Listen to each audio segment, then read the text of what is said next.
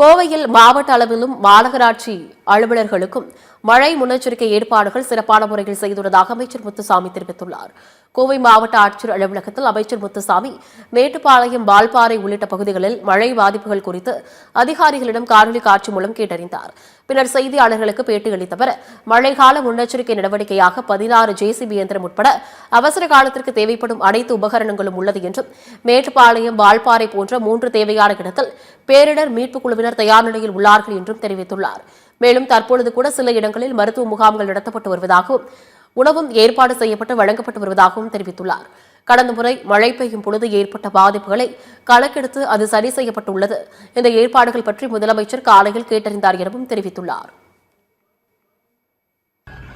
கோவை மாவட்டத்தில் எல்லா முன்னேற்பாடுகளும் மிக சிறப்பாக செய்து வைத்திருக்கிறார்கள். அதேபோல் மாநகராட்சியிலேயும் மிக சிறப்பாக முன்னேற்பாடுகள் செய்யப்பட்டிருக்கிறது. நான் நேற்றைய தினமே தெரிவித்தேன், மாண்புமிகு தமிழ்நாடு முதலமைச்சர் அவர்கள் முன்னெச்சரிக்கை நடவடிக்கை எடுக்க வேண்டும் என்பதற்காக இங்கே மாவட்ட ஆட்சித்தலைவர், கமிஷனர், காவல்துறை அதிகாரிகள், அதேபோல் மானிட்டரிங் ஆஃபீஸர் அதற்காக தனியாக போட்டு இதை கண்காணிக்க வேண்டும் என்று சொன்னார்கள். அத்தனை துறையினுடைய அதிகாரிகளும் அந்தந்த துறை அந்தந்த பகுதியிலே இருந்து மிக சிறப்பாக, மிக எச்சரிக்கையாக செய்திருக்கிறார்கள்.